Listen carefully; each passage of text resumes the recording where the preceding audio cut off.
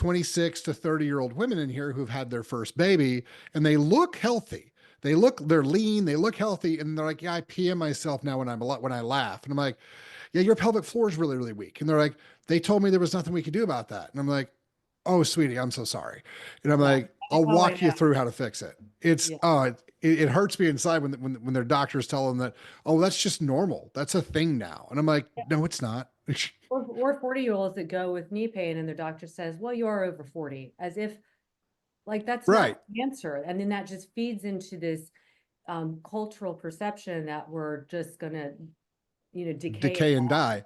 And then Yeah. it's like, and to your point with, I've worked with professional athletes too, and they're always the ones that tremble the most because their deep stabilizers aren't being dialed into if they're not, if they don't get the right biomechanics, and then they're really relying on these overlying muscles that are, they're big mover muscles, but they can't stabilize at the bones in the same way. And so you ask them to do these movement and they're just like shaking because they can't like access those bigger mover muscles that they're used to.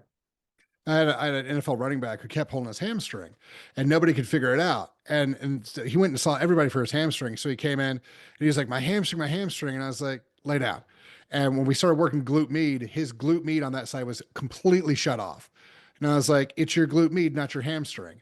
And when we started reactivating glute med, he quit pulling his hamstring. And Or ah, and I'm like, how did you went to five other orthopedic doctors? How did nobody understand to look at the kinetic chain?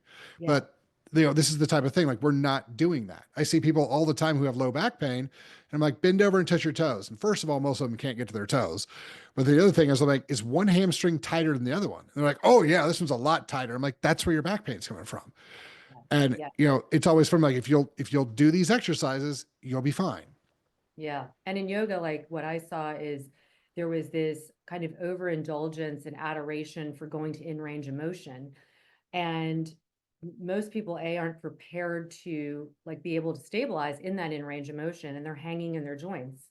And then they Yeah. wonder why they're weak. And it's like, well, so that was one thing I immediately started cueing is to, like not go into like hinge forward at the hips, like teaching people a hip hinge.